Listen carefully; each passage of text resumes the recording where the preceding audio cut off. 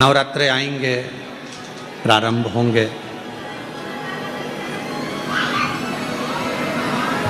उस नवरात्रे में आपकी बार तो नवरात्रे 10 दिन के हैं। आप सभी को बहुत बहुत बधाई हो उसकी। कहते हैं नवरात्रे जब बढ़कर आते हैं, 9 दिन से अगर 10वें दिन नवरात्रे बढ़ जाते हैं, नवरात्रे अगर एक दिन भी बढ़कर आते हैं, तो माँ जगतजननी की आराधना करने वाले, साधना करने वाले भक्तों को जितना फल नवरात्रे का प्राप्त होता है, वो 10 गुना फल नवरात्रे में प्राप्त होगा। अगर नवरात्रे एक दिन बढ़ जाएं, 10 दिन के नवरात्रे हैं अब की बात।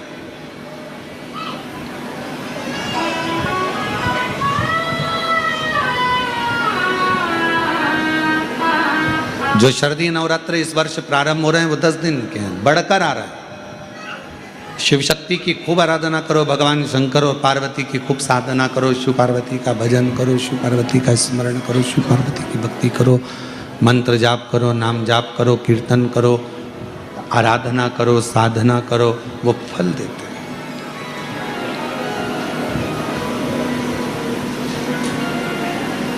आराधना साधना माँ अम्बा जगदम्बा की भी शिव के साथ। ये जो आप पहले दिन ही कलश स्थापना होती है और पहले दिन ही आपको ये ज्ञान हो जाए कि बच्चे पूछे कि कलश क्यों रखा जाता है, कलश के ऊपर आम के पत्ते क्यों लगाए जाते हैं, कलश के ऊपर नारियल क्यों रखा जाता है, कलश के ऊपर 9 बार मोली क्यों बांधी जाती है, मोली मतलब लच्छा नाड़ा 9 बार क्यों लपेटा जाता है नारियल के ऊपर, कलश के ऊपर जब रखते हैं।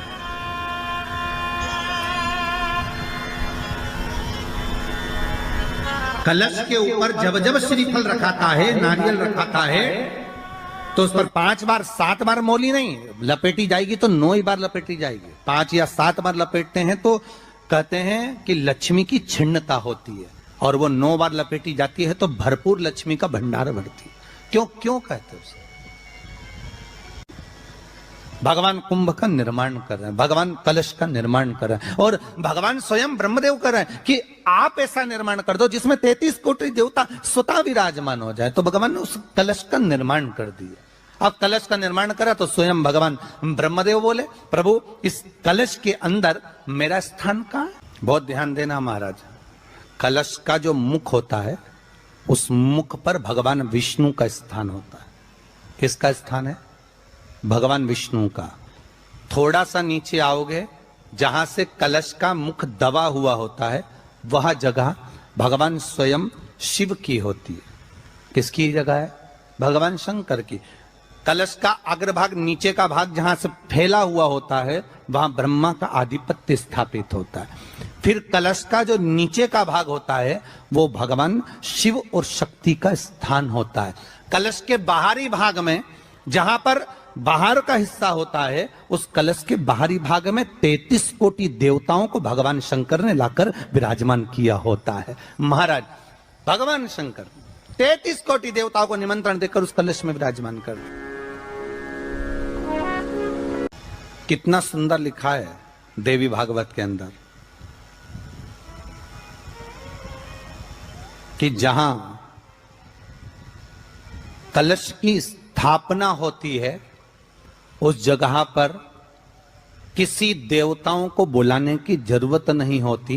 33 कोटि देवता उस जगह पर स्वतः विराजमान हो जाते हैं। स्वयं 33 कोटि देवता स्वयं वहां विराजमान। नवरात्रे एकम से प्रारंभ नहीं होते, अरे अमावस्या की रात्रि से प्रारंभ हो जाते, इसलिए उसको कहते हैं नवरात्रे। क्योंकि 9वीं के दिन माता जी का विसर्जन हो जाता है, जवारों का विसर्जन हो जाता है, व्रत करने वाले कन्या पूजन भोजन भंडारा कराकर विराम दे देते। तो 9वीं की रात्रि उसमें नहीं जुड़ा पाती। उसमें रात्रि अगर जुड़ती है तो ये अमावस्या की रात्रि से जुड़ना प्रारंभ होता है, तब जाकर वो नवरात्रि पूर्ण हो पाती है। पितृलोक में पितृ जैसे निवास होकर भी इंतजार करते हैं। 4 नवरात्रे हैं तो 4 ही श्राद्ध हैं। आज मौनी अमावस्या है, श्राद्ध का विराम हो जाता है और कथा अर्थात नवरात्रे प्रारंभ हो जाते हैं दूसरे दिन। तो यहाँ शास्त्र कह रहा है जैसे हमें प्रतीक्षा रहती है कोई अच्छे कार्य की, कि घर में कोई शुभ कार्य हो, घर में कोई अच्छा आयोजन हो तो अपने को आनंद होगा, प्रसन्नता होगी। उसी तरह हमारे जो पूर्वज चले गए, जो पूर्वज चाहे वो अधोगति में गए हों, चाहे वो देवगति में गए हों, चाहे वो पितृलोक में निवास कर रहे हों, तो जितने भी पितृलोक में निवास करने वाले पूर्वज होते हैं वो भी ये विचार करते हैं कि हमारे घर के वंश द्वारा, हमारे वंशजों द्वारा कोई ऐसा सत्कर्म हो जिससे हमारे जीवन की वितृप्ति हो और हमें आनंद की अनुभूति हो। और ध्यान दीजिएगा महाराज, आपको चैत्री नवरात्र का स्मरण होगा, आपको शरदीय नवरात्र का स्मरण होगा, पर जो आषाढ़ में और माघ में जो नवरात्रे पढ़ते हैं इसका एक आनंद ही दूसरा रहता है। बस इतना जरूर होता है कि दुनिया के लोग वो जो 2 नवरात्रे होते हैं उसमें कलश की स्थापना भी करते हैं, देवी का पूजन भी करते हैं, अर्चना भी करते हैं, मंदिरों में भीड़ भी रहती है और खूब प्रेम से माता का जगराता वगैरह सब होता है। पर ये जो नवरात्रे हैं 2 गुप्त नवरात्रे, इनका लोगों को स्मरण नहीं था। वो तो धीरे धीरे ये टीवी चैनल के माध्यम से कथाकारों ने, वक्ताओं ने स्मरण कराना जब चालू करा, धीरे धीरे बताना, मार्गदर्शन करना जब चालू करा, तब लोगों को ज्ञात होता गया कि कोई गुप्त नवरात्रा भी होता है, उसमें भी देवी की आराधना होती है। ये चारों नवरात्रे अलग अलग अवस्था के हैं, अलग अलग सुख के हैं और अलग अलग आनंद के। आपके घर में पितृदोष है, आपको ऐसा महसूस होता है, तो किसी भी नवरात्रि के पहले जो अमावस्या पड़ती है, जिस दिन अमावस्या रहे उस दिन चावल की कटोरी में एक कपूर का टुकड़ा रख दीजिए, छोटा सा, और कपूर का टुकड़ा रखकर उस कपूर को दरवाजे के बाहर कटोरी में ही, चावल रखी हुई कटोरी में ही उसको पितरों का स्मरण कर कर जला दीजिए। और जलाने के बाद उस चावल को कहीं भी किसी भी वृक्ष की छांव में पक्षियों के लिए डाल दीजिए। शिव महापुराण की कथा कहती है, अगर मान लो पितृ आपको कष्ट दे रहे हैं, पितृ आपको तकलीफ दे रहे हैं, कोई काम नहीं होने दे रहे हैं, या कहीं आपको ऐसा लगता है कि पितरों का दोष है, तो वो पितृ दोष देवी, अब ये जो आप करेंगे ये कब कर रहे हैं? अमावस्या के दिन आप उसको रख रहे हैं, अमावस्या के दिन उसको रखकर रात भर आपने रखा कपूर के साथ में, सुबह एकम पड़ गई, नवरात्रि लग गई, उसी दिन उसको जलाकर आपने पटक दिया। अर्थात उससे देवी और पितृ इन दोनों का आशीर्वाद जो प्राप्त होता है, तो घर में से पितृदोष समाप्त होकर लक्ष्मी की वृद्धि प्रारंभ हो जाती है, कार्य में सिद्धता आ जाती है। और नवरात्रि में भी देवी की आराधना का एक स्मरण का सुख है महाराज। ज्योत का विधान है, नवरात्रि में देवी की ज्योत लगती है, अखंड ज्योति लगती है, जवारे बुआए जाते हैं, कलश लगता है। ज्योत का भी विधान है, जिसके यहाँ दिया अखंड जलाया जाता है, अगर वो दिए की लो, दिए की बाती अगर दक्षिण दिशा की होती है तो उसके घर में साल भर में एक घात जरूर होती है। जो दिया अखंड जलता है उसकी बाती का मुख दक्षिण का नहीं होना चाहिए। अगर आपने देवी भागवत का स्मरण कराओ, देवी भागवत को अगर सुना हो, तो देवी भागवत में स्पष्ट किया गया कि पूर्व की ओर मुख करा हुआ दिया, अर्थात पूर्व की ओर ज्योत जो जलाई जाती है वो संपदा की वृद्धि करती है। पश्चिम की ओर मुख कर कर जो ज्योत लगाई जाती है महाराज, वो वैभव को देती है। और उत्तर की ओर जो मुख कर कर ज्योत जलाई जाती है, उत्तर की ओर जो ज्योत का मुख रहता है वो आयु की वृद्धि करती है, घर में अकाल मौत को रोकती है। दक्षिण की ओर ज्योत ना लगाएं, अगर आपको लगाना है पूरब की लगाएं, पश्चिम की लगाएं या उत्तर की लगाएं। और जितने दिन महारानी जगदम्बा जगतधात्री दुर्गा भवानी चैत्र नवरात्रे में, शरदीय नवरात्रे में, आषाढ़ी नवरात्रे में, आदिक पौष नवरात्रे में हम जगत जननी जगदम्बा की जब स्थापना करते हैं, या हम नूतन घर का प्रवेश करते हैं, या गणेश जी की स्थापना करते हैं, या कोई दुकान को प्रवेश करते हैं, या कोई शुभ कार्य करने के लिए अग्रण्य होते हैं, तो हम कलश की स्थापना क्यों करते? कलश के अंदर आखिर ऐसा क्या विराजमान है? कि 33 कोटि देवता उस कलश के अंदर आकर बैठ जाते हैं। आप कोई यज्ञ करने जा रहे हो, आप कोई पोथी पुराण करने जा रहे हो, आप कोई अच्छा कार्य करने जा रहे हो, तो ब्राह्मण देवता कह देते कलश की स्थापना होगी, कलश की शोभा यात्रा निकलेगी, कलश यात्रा निकलेगी, कलश विराजमान होगा।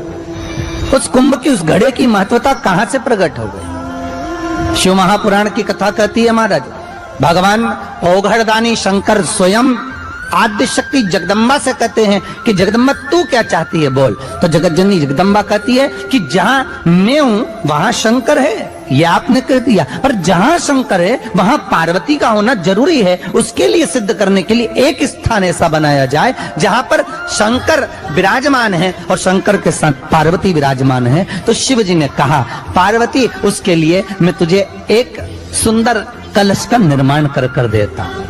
अष्टमी के दिन कन्याओं का भोजन कराओ या नवमी के दिन कन्याओं का भोजन कराओ, पर देवी भागवत तो कहती है, देवी भागवत तो वर्णन करती है कि पहले नवरात्रे से लेकर नौमी तिथि तक जितने दिन देवी के होते हैं, प्रत्येक दिन में आप किसी भी दिन कन्याओं का भोजन करा सकते हो, पहली रात्रि से लेकर, पहला दिन से लेकर। पर 90 दिन तो सवेरे पूजन करके, यज्ञ करके, अनुष्ठान करके देवी को विसर्जन कर दिया, फिर नवरात्रि पूर्ण कैसे हुई? नवरात्रि की पूर्णता होती है अमावस्या की रात से गिनी जाती है। कौन से दिन से गिनते हैं? अमावस्या की रात्रि, फिर एकम की रात्रि, फिर दूज की रात्रि, ऐसे गिनते गिनते अष्टमी की रात्रि तक और नौमी के दिन सुबह तक या दोपहर तक या शाम तक, जब तक आप यज्ञ ना करें तब तक ये 9 रात्रियां पूर्ण गिनी जाती है महाराज देवी भागवत के हिसाब से पूर्णता। अब हमने कन्या भोजन का जो क्रम बनाया, अष्टमी के दिन करा देंगे, नौमी के दिन करा देंगे, इस तिथि को करा देंगे, पर भाव देखिए, शास्त्र कहता है भूखे को भोजन जब कराइए जब उसको भूख लगी हो, और ऐसों को कराइए जिसको जरूरत पड़ रही है। आज ही के दिन, यही चैत्रीय प्रतिपदा के दिन, यही इसको कहते हैं नया संवत्सर, नया वर्ष। हिंदू धर्म में क्यों कहा जाता है? आज ही के दिन ब्रह्मा जी ने, महाराज संपूर्ण ब्रह्मांड की रचना करने वाले, जिनको भगवान शिव ने स्वयं ब्रह्मदेव से कहा है कि ब्रह्मा जी तुम सृष्टि खंड को आगे बढ़ाइए, सृष्टि की रचना करिए, और आज ही के दिन, यही चैत्रीय प्रतिपदा के दिन, यही इसको कहते हैं नया संवत्सर, नया वर्ष।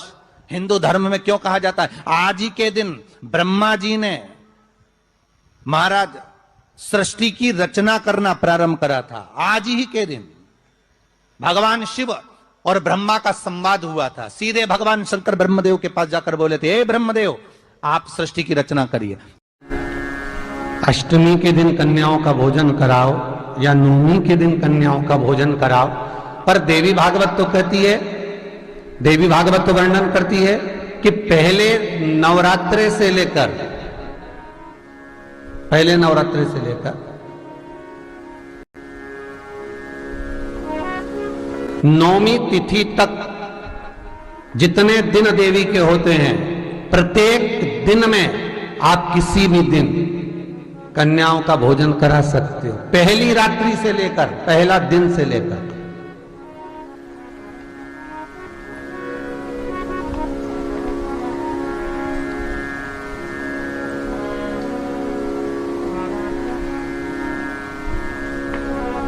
नवरात्रि मालूम है कब से लगती है?